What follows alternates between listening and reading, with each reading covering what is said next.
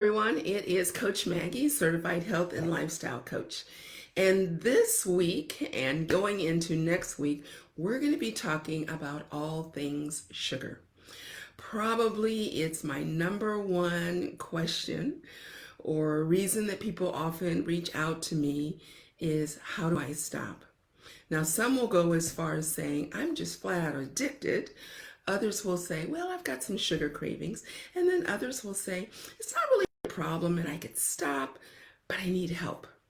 The fact is, there's a reason that sugar is often compared to drugs like cocaine, heroin, for a reason. And it is not an accident. And so this week, we're going to be jumping in and talking about what we can do about it. Tomorrow, we're going to talk about hidden sugars and where they're lurking in your cabinets. And there's a good chance you may not even recognize it. We're going to be talking about sugar and mood. That's a big one. A lot of times when we fly off the handle, we get irritated, we're extremely tired in the middle of the day, antsy, jittery. We don't make the connection that it's tied to that candy bar you had earlier. It's tied to the extra sugar in your coffee, whatever it is. And then we're going to talk about sugar in serious disease. It's one thing for it to make you jittery. It's one thing for you to be a little bit more on edge. But what about when it's leading to diabetes and high blood pressure and heart attacks, strokes? And then something that we should be very, very, very concerned about is sugar and our children. Diabetes and obesity in children is just crazy. And yet we live in a day where we're constantly feeding our kids sugar. And so we'll just continue the conversation and, later next week talk about what are some real solutions. But again, I want us to stop and think about it. Think back, okay, and I'm going to be dating myself here, but I remember growing up. I remember, and even as a young woman with my family, we had the little trio on the middle of our kitchen table, salt and pepper matching with a cute little sugar dish. Usually had a little place for the spoon, and we added sugar. And just like my mom was standing over us kids, making sure we didn't put more than we should, I did the same thing to my kids, keeping an eye. And it wasn't too long until we stopped adding sugar. Most people had the canisters. There was one for flour, there was one for sugar, maybe coffee, some other things. You hardly even see that because the industry realized parents are a little bit more cautious than we want them to be. What about if we add the sugar for them and then we don't leave it up to them? Because trust me, I grew up in the age of Kool-Aid. And as kids, we loved going to the store and we only got it when it was on sale. But often there were like 10, 15, 20 of those little packages for $1. And we all got to pick our favorite: cherry, strawberry, grape, orange. But my mother never used near the sugar they recommended. But again, let's take that out of the hands of the parents. Let's take that out of the hands of the people in charge. And let's go ahead and sweeten things for people. And let's face it, it's a trick that Amazon is using beautifully. We all are excited. Oh, I got Prime, I get everything free delivered. It's not free. It's not free at all. It's hidden in the price. It may be labeled something else. Chances are it's got its own little name. But trust me, we are paying for that delivery.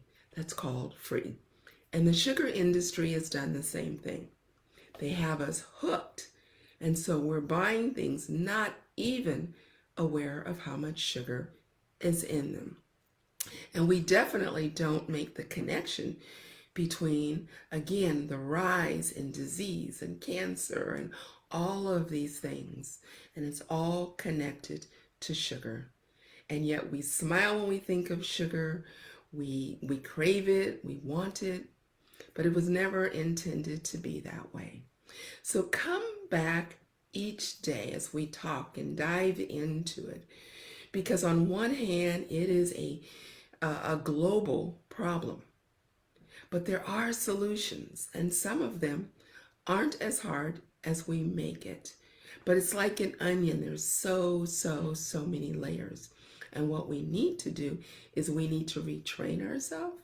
We need to be more aware of those hidden sugars because that's a big part of the problem.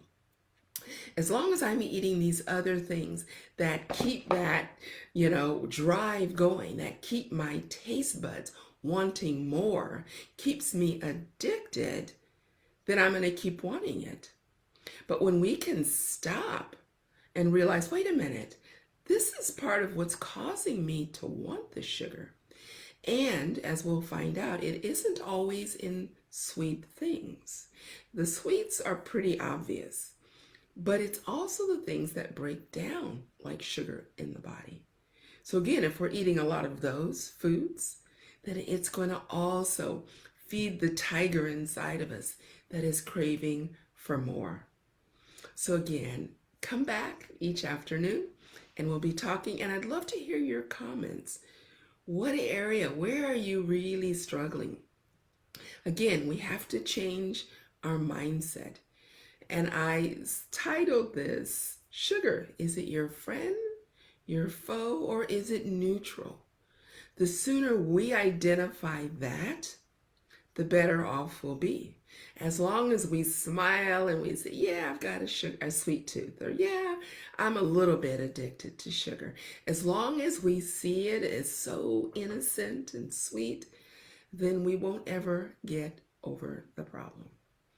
But again, it's taking its toll on us, and we all have a part to play.